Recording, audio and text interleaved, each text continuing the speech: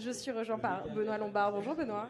Bonjour Lorraine. Vous êtes le président de Maison La Place. À côté de vous, nous avons Pierre-Marie de Fortville. Bonjour Pierre-Marie. Bonjour Lorraine. Cofondateur d'Ivesta. Et puis à ma droite, Yann Charer. Bonjour Yann.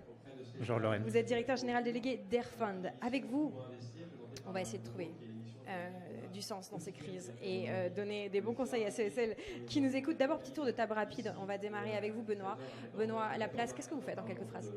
Excusez-moi. Quel est votre job ? Qu'est-ce que vous faites en quelques phrases ? La Place. Alors, Maison La Place est le family office du groupe Cristal. Le groupe Cristal est l'émanation d'un build-up de différents CGP, 26 acquisitions, 26 sociétés de conseil en gestion de patrimoine qui nous ont rejoints. Et La Place est l'activité de gestion de patrimoine du groupe Cristal, à côté de deux autres entités, Zénith, qui est la solution, qui est la société qui façonne des solutions à destination des épargnants, et Quartio, qui est notre fintech au service de nos conseillers. À côté de vous, Pierre-Marie, vous êtes aussi dans l'univers du Family Office. Racontez-nous, rappelez-nous ce que fait Ivesta. Donc, Ivesta est un multi-family office spécialisé sur les entrepreneurs de première génération. Donc, nous intervenons sur des entrepreneurs qui ont plutôt créé leur société après les années 2000 et qui ont monétisé tout ou partie leur outil professionnel et qui ont dégagé des liquidités entre 30 et 500 millions d'euros. Et donc aujourd'hui, on a été créé il y a 7 ans et nous avons une centaine de clients pour 5 milliards d'euros et 50 collaborateurs pour suivre et accompagner dans la centralisation de la gestion de patrimoine ces 100 clients. Et pour conclure ce tour de table et apporter un peu d'innovation technologique, il y a vous, d'Airfund, Yann Charer, que vous avez sous votre houlette. Que fait Airfund en quelques mots ? Merci. Écoutez, Airfund, nous avons 7 ans d'existence aussi. Nous sommes une fintech. Nous sommes une plateforme digitale spécialisée dans la distribution de fonds d'actifs privés. Donc notre métier, en fait, c'est de faire le lien entre, d'un côté, des gérants d'actifs hyper sélectifs et très spécialisés et des conseillers en gestion de patrimoine, des family office, des banques privées qui veulent proposer ces produits à leurs clients, à leurs investisseurs. On va prendre le pouls avec vous, Benoît et Yann, sur un peu l'état d'esprit et les questions que vous posent vos clients en ce moment. Quels sont les bons conseils qu'on peut distiller et quelles sont les bonnes pratiques dans ces périodes de crise qu'on peut appliquer aujourd'hui à T0 dans le contexte que l'on connaît, mais qui peut-être demain pourront servir. Qu'est-ce que les crises passées vous enseignez et qu'est-ce que vous communiquez en ce moment aux clients, peut-être inquiets, qui vous appellent, qui vous sollicitent ? Benoît, pour démarrer.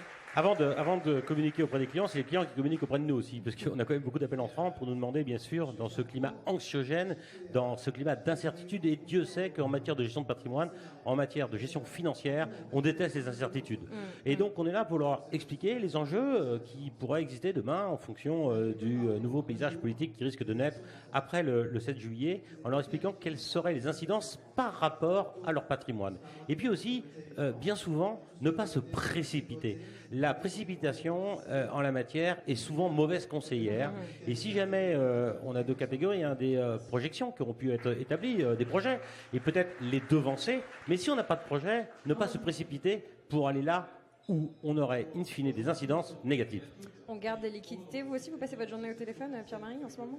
Oui, depuis le 9 juin, effectivement, il y a beaucoup d'actualités et financières, mais plus fiscales, parce que c'est vrai qu'en termes d'allocation, s'ils sont bien conseillés, ils sont quand même bien diversifiés, et donc il y a quand même moins de stress sur les sujets financiers que sur les sujets fiscaux, notamment sur les sujets d'opérations de haut de bilan qui sont en ce moment. Est-ce qu'on décale, on décale pas, on met en stand-by ? Ça, c'est trop sujet. Et ce qui est vrai aussi, c'est que depuis 2017, on ne cessait de répéter à nos clients que la flat tax, c'était quand même a priori le taux le plus bas qu'ils pouvaient espérer. Ça pouvait rester comme ça très longtemps, mais ça pouvait a priori pas baisser en deçà. Et donc là, maintenant, il y a toutes les opérations qui se réveillent un petit peu tard, de dire est-ce que je dois me servir un gros dividende maintenant ? Est-ce qu'il va y avoir de la rétroactivité ? Enfin, tous ces sujets très fiscaux sur le capital ou sur les opérations de haut de bilan, des opérations en cours. Il y a les sujets fiscaux, il y a la stabilité politique et économique, mais il y a quelque chose dont on ne parle pas du tout depuis le début de cette émission, c'est les taux d'intérêt. Est-ce que c'est encore un sujet que vous abordez, vous, au quotidien, chez Airfund, Yann ? Bon, les taux d'intérêt, ça fait déjà 18 mois, hein. Ça ne date pas d'il y a 3 semaines, contrairement à la dissolution annoncée. Les taux d'intérêt, à la fois, c'est un risque, parce qu'on voit très bien qu'effectivement, ça augmente le coût de refinancement des entreprises, donc ça baisse la rentabilité des entreprises. Ça baisse aussi mécaniquement les valorisations des entreprises, mais une fois qu'on a encaissé ce choc, ça apporte aussi des opportunités. Donc nous, notamment sur le marché du capital investissement, on voit qu'il y a des opportunités, notamment dans les fonds qui investissent dans des small caps, parce qu'en général, ce sont des sociétés qui sont qui sont moins endettés. Il y a des opportunités aussi parce que quand vous avez des sociétés très endettées, ça veut dire que vous pouvez les racheter aussi à un moment donné à un meilleur prix. Il y a une meilleure valorisation. Donc tout ça est finalement peut être considéré comme assez favorable pour certains acteurs qui sont spécialisés, qui savent saisir les bonnes opportunités. Donc pour les investisseurs aussi, il ne faut pas forcément avoir peur de la baisse de taux d'intérêt, mais bien être conseillé pour faire les bons investissements. Benoît Lombard de la Maison La Place, c'est l'impact des taux d'intérêt. Comment vous articulez des réflexions en ce moment dessus auprès de votre clientèle ? La problématique de taux d'intérêt, elle ne relève pas uniquement des élections. Le 6 juin, on a eu une baisse des premiers taux directeurs de la BCE. Et donc, il fallait anticiper. Et nous, ça fait déjà quelques années, quelques mois, certainement plus d'un an, peut-être 18 mois, qu'on se prépare à cette baisse des taux. Et ce qu'il fallait faire, c'était cristalliser des taux qui nous donnaient un rendement, un gisant de rendement sur des durées beaucoup plus longues que celle du taux au jour le jour de dépôt à la BCE. Et donc, on avait déjà anticipé, si je puis dire, cette problématique-là en créant des portefeuilles d'obligations corporate qui avaient un gisant de rentabilité selon qu'on avait des investment grade du high yield entre 5 et 7% il y a quelques mois de cela. Et donc on sait que ce qui se passe également actuellement avec bien sûr le climat politique agité n'est pas naturellement payeur aujourd'hui, mais on a justement encore un gisant de performance extrêmement satisfaisant sur ces portefeuilles obligataires. Chez vous, Pierre-Marie, chez Ivesta, comment vous intégrez encore les questions éventuellement de vos clients et quelles sont les solutions d'investissement que vous avez proposées qui sont toujours viables, si je puis dire, dans le contexte ? Sur les taux, vous voulez dire, excusez-moi, j'ai pas entendu. Sur les taux, Oui, sur les taux, comme disait Benoît, effectivement, on a été, ces 18 derniers mois, on a été cristallisé des taux de portage de buy and hold à 3, 4, 5 ans pour profiter des taux qui étaient revenus effectivement à des niveaux convenables. Du coup, la fenêtre de tir est peut-être toujours ouverte.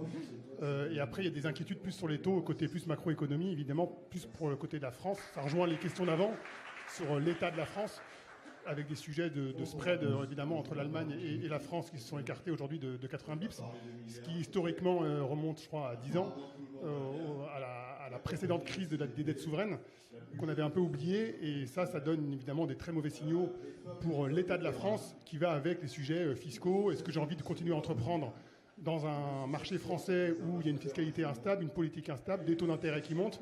Tout ça sont des très très mauvais signaux pour la motivation de continuer à entreprendre, à investir en France. Un tout petit mot à vous deux, peut-être justement, on n'en a pas beaucoup parlé depuis le début de cette émission, le secteur des small et mid cap. Est-ce que vous pouvez donner un peu le pouls, l'intérêt de votre clientèle peut-être sur ces petites et moyennes entreprises? Comment est-ce qu'elles payent, entre guillemets, les séries de crises qu'on connaît depuis, arrondissons, un an chez Ivesta? Sur les small mid cap cotés ou non cotés? C'est vous qui nous dites. Les deux. Non, nous on fait beaucoup de small et mid cap non cotés. Ça c'est le private equity qui est beaucoup fait en Europe, alors que les marchés cotés sont beaucoup faits aux États-Unis. D'ailleurs, il y a une surperformance des marchés américains cotés aux États-Unis, ce qui est par rapport à l'Europe. Alors qu'en private equity, sur le LBO en tout cas, il n'y a pas de surperformance aux États-Unis dans le premier quartile par rapport à l'Europe. Et nous, on a des problématiques de gens qui vivent en zone euro, donc on ne peut pas couvrir le risque de change en private equity. Donc on fait beaucoup de small et mid cap non cotés en Europe. Et deuxièmement, ensuite, sur le small et mid cap coté, là où c'est intéressant, c'est que là, il y a des vraies gestions actives qui surperforment leurs indices, ce qui n'est clairement pas le cas en gestion large cap, que ce soit Europe ou États-Unis, et encore plus aux États-Unis, où il y a un gérant sur 20 qui bat son indice, où là, on fait donc beaucoup de gestion passive, ETF, tracker. Alors sur le small et mid cap, effectivement, là, il y a beaucoup d'alpha à aller chercher. Les boîtes sont plutôt sous-valorisées en ce moment en relatif au large cap, sur le small et mid cap.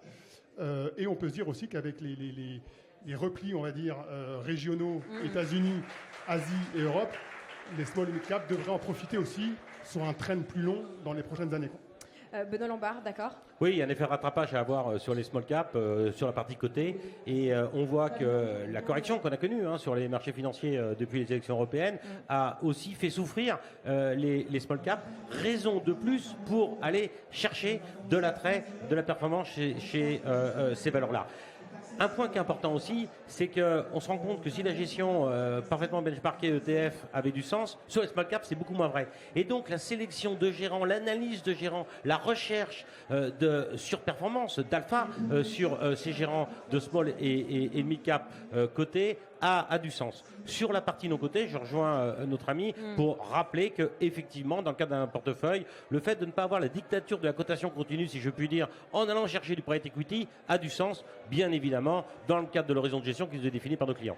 Benoît Lombard, Maison La Passe. On va finir avec un peu d'innovation avec vous, si vous voulez bien, Yann Charer. Quelles sont les innovations technologiques qui vont nous aider à passer la crise actuelle? À passer la crise actuelle.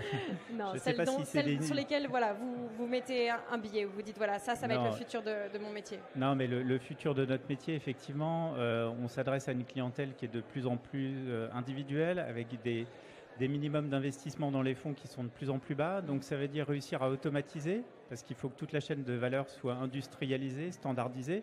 Et en même temps, il faut garantir la meilleure expérience aux utilisateurs. Facilité d'accès, simplicité d'accès aux produits. Il faut aussi régler toutes les problématiques réglementaires, de connaissances clients, etc. Donc tout ça, ça passe par de l'intelligence artificielle, par éventuellement de la blockchain, la tokenisation des fonds, un sujet qu'on regarde attentivement. Voilà, toutes ces innovations à la fois qui ont un temps long, mais qui vont permettre vraiment de généraliser les allocations d'actifs, et notamment dans le non-coté, auprès de la clientèle individuelle. Le KYB, le KYC, un sujet en particulier dans un contexte, de lutte contre le blanchiment et le financement des guerres, du terrorisme. Ah bah oui, de toute façon, il y a des réglementations européennes qui sont très très strictes en matière de connaissances clients et notamment de lutte anti-blanchiment. Effectivement, comme vous le soulignez, ça s'adresse à la fois aux relations d'affaires professionnelles, donc ce qu'on appelle le KYB, mais aussi aux investisseurs de détail. C'est extrêmement complexe. Nous, on l'adresse notamment en s'associant avec des partenaires technologiques spécialisés dans ces domaines. C'est assez complexe quand on traite notamment des KYC sur des sociétés avec une cascade de bénéficiaires effectifs. Voilà, mais la technologie aide vraiment là-dedans pour permettre justement d'être en adéquation avec la réglementation. Voilà, quelques-uns des sujets dont on discute ici à la rencontre au CUR depuis le pavillon royal à Paris. Merci à tous les trois. Merci Yann Charer que vous venez d'entendre, directeur général délégué d'Airfund. On est dans le SaaS, on est dans les FinTech. Et puis côté Family Office, Benoît Lombard, président de Maison La Place, et Pierre-Marie de Fortville, cofondateur d'Ivesta. Merci.